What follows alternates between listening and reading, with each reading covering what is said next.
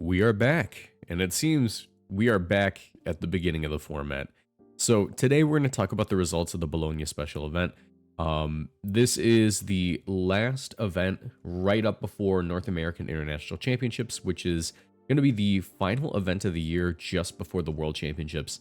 So what we're going to do today is we're going to review the top 8 teams from the special event, talk about the significance of these teams doing well, and then just give a couple of predictions going into NAIC. It's gonna be a fairly short and sweet video, but I still want to talk about it. So yeah, if you guys enjoy this video at any point in time, you should leave a like, subscribe, turn notifications, and let me know what you guys think in the comment section down below, and let me know what you guys want me to discuss next time in the comment section down below. So let's do this. This channel is partnered with GamerSupps. If you want to support my work and get great tasting drinks, you can order GamerSupps through my link in the description down below, or with code Moxie boosted at checkout for 10% off. GamerSupps is a caffeinated product that I recommend only to my 18+ viewers, but my link will send you to their caffeine-free product section just in case. Every product purchased through my link supports my channel financially, so I'd really appreciate the support. Now back to the video. We have circled back to the beginning of the format. If you're unaware, these restricted formats, these single restricted, double restricted, single restricted especially, I think, they go in cycles. Like at the beginning of the format, we thought that Calyrex Shadow with, Tornadus, Clefairy, like that sort of support system around a Calyrex Shadow would be the #1 team in the format. And it was for a short time. We had the first major online tournament, or the first big online tournament, be won by Wolfie, who was running a team consisting of Cali Shadow, Urshifu Rapid Strike, Rillaboom, Incineroar, I believe Tornadus and Clefairy were the last two. And then, by the time we get to Indianapolis Regionals, that team seems to have fallen off the face of the earth, and it just doesn't have the same power it used to. Actually, let me see if I can pull that up for you real quick so we can look at that, like the top 8 of that regional, because we're gonna see things fall off and then come back pretty quickly in this format. Mexico City, NAIC, Santiago. We're looking for Indianapolis. Go to special event. Should be on page 4 here, or page 5. It would load. Come on. Here it is. All right. So here we see not a single Calyrex Shadow Rider in top 8, right?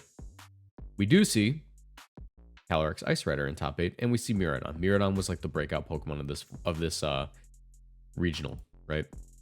So now, fast forward all the way to the... Actually, I guess we should go back to LA really quick. Or Lima special event works too. Take a look at the Lima special event. Calyrex Shadow Rider pops up again, but we also see a ton of Terrapagos. And yeah, Cali Shadow, this is coming off the heels of it winning LA regionals. Because the LA regionals... Why can't I find it? Here. Because LA regionals, it was won by it. We still have Calyrex Ice Rider in top 8, and we see more of the physical guys sort of pop in. Zacian finally has a top 8, and Koraidon is still, holding out pretty strong. And then we have Bologna, where we see this change happening, right? Calyrex Shadow Rider is back in dominance. It is now in 1st and 4th place, and we saw in the Lima special event, it was in top 8 a few times.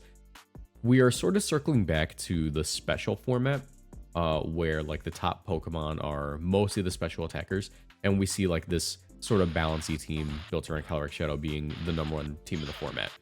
There are some answers to this that will probably cause Calyrex Shadow to be a little bit less popular going into NAIC, I think.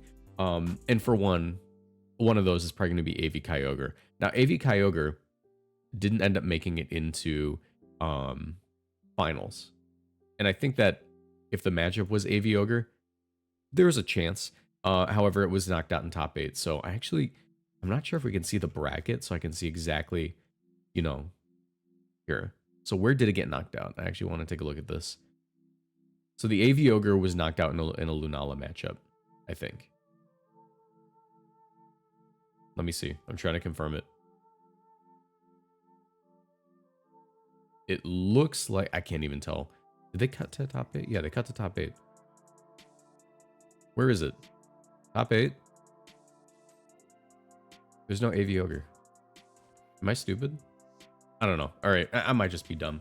Point is, AV Ogre is a really solid matchup into Calyrex Shadow, especially, you know, this version of Calyrex Shadow, because you're able to bypass the follow me with like Water Spout and stuff and Origin Pulse. But the main issue with it is that Calyrex Shadow tends to pack Wide Guard on the team.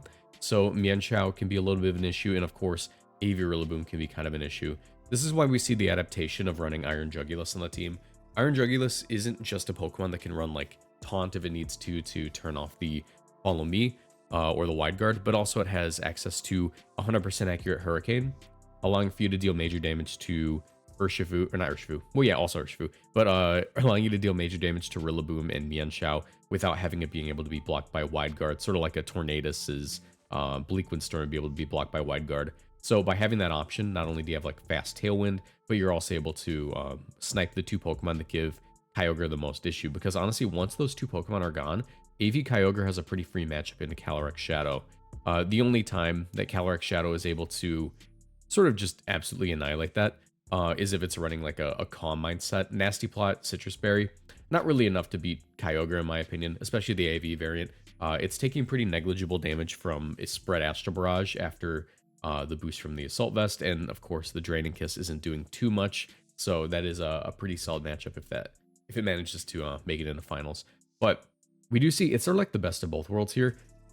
We have Miraidon and Calyrex Shadow be the matchup in finals. Now, of course, Calyrex Shadow came out on top, and I find that kind of interesting because Miraidon in the Indianapolis regionals didn't have to deal with a single Calyrex Shadow all the way, you know, through the top 8. Where now we see an adjustment on that archetype, where now the Miraidon is going to be running like a Chi-Yu next to it, probably to improve that Calyrex Shadow matchup.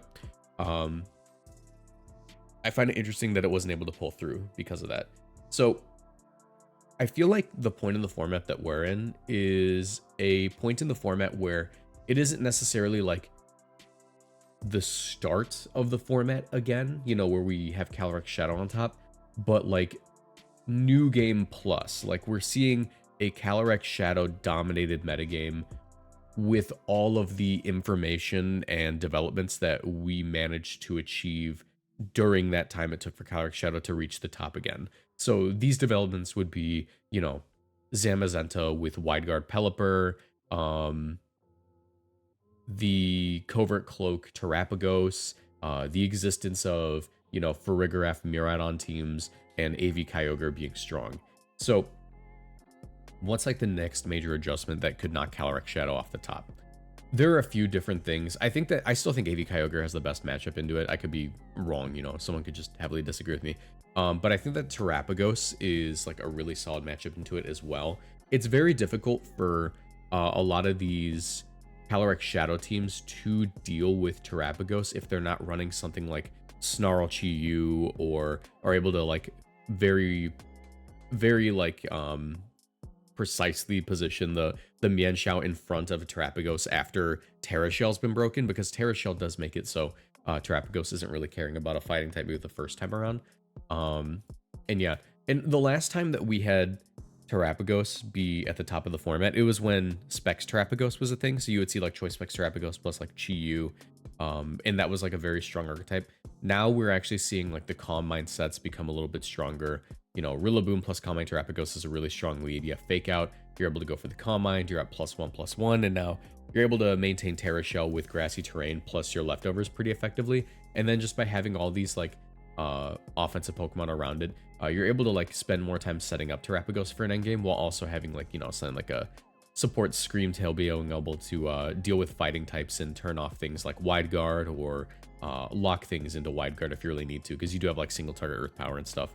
So that's really strong. And also, you know, you have Disable to turn off anything that might be kind of scary for Terrapagos, like Close Combat from Urshifu.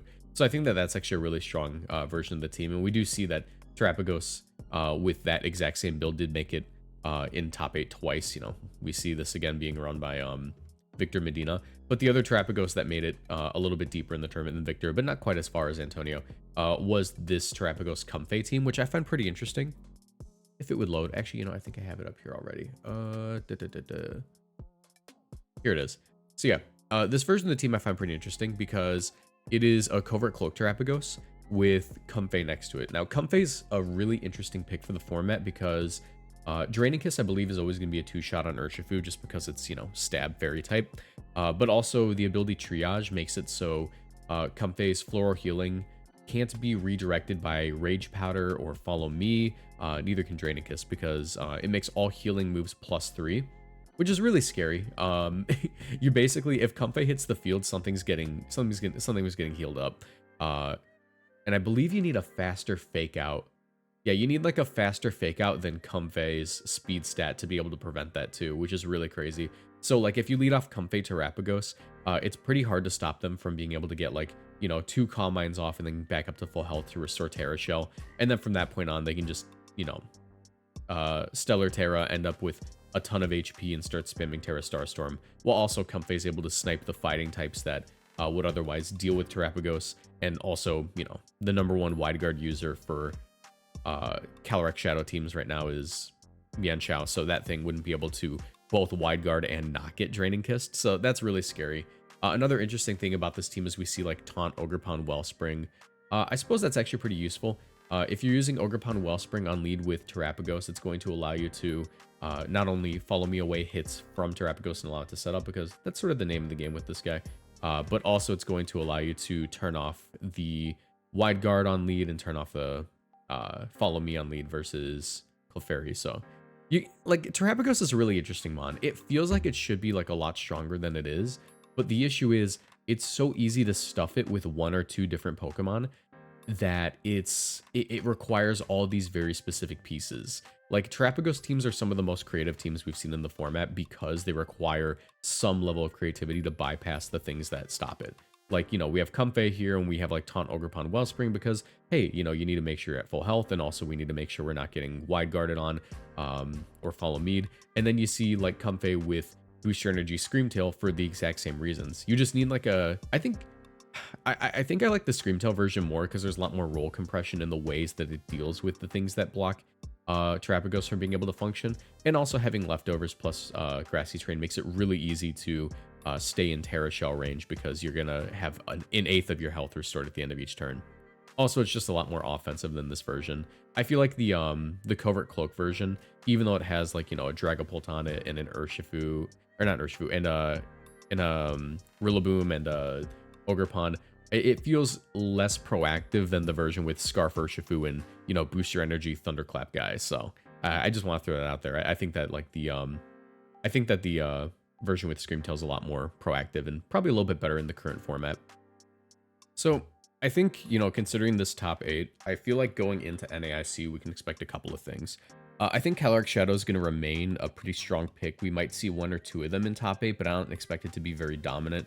I think that it's really interesting that there's no Calyrex Ice in this top 8. Calyrex Ice has been one of the most consistent Pokemon in the format, and it seems that the game's getting worse and worse for it as time goes on. Zamazenta is going to remain very consistent, and as long as Zamazenta remains consistent, Calyrex Ice gets a little bit worse. As long as AV Kyogre remains consistent, Calyrex Ice gets a little bit worse, and I think the better that Calyrex Shadow gets, especially the Friend Guard variant with like Chi-Yu, the worse Calyrex Ice gets. So I don't think that Calyrex Ice needs to change. I think that it just has to wait for the format to adjust and be a little bit more friendly to it again, because the current version of Calyrex Ice feels very consistent, and it feels like it's the final stage of that team. But it seems that like right now, with like the amount of special attackers dominating the game, the amount of Pokemon that just hit it for super effective or just outright wall it, is a little bit much for it. So going into NAIC, I think that we might not see Cali Ice in top 8 again. I definitely think we're going to see Cali Shadow in top 8. But I think it's going to be a Kyogre and Terapagos metagame again. I feel like we're just going to see sort of a repeat of this. Because there isn't really like a lot of time to adjust from this. Like right now, people are locking in their teams. I think this is going to be sort of indicative of what we're going to see at NAIC. And then the developments between NAIC and Worlds are going to be when we're going to see the most changes. So just throwing out my prediction there. I just wanted to talk about this top 8. I found it kind of interesting. A shorter video, only like, 15 minutes. But if you guys enjoyed, leave a like, subscribe, turn notifications, and I'll see you in the next one. Bye.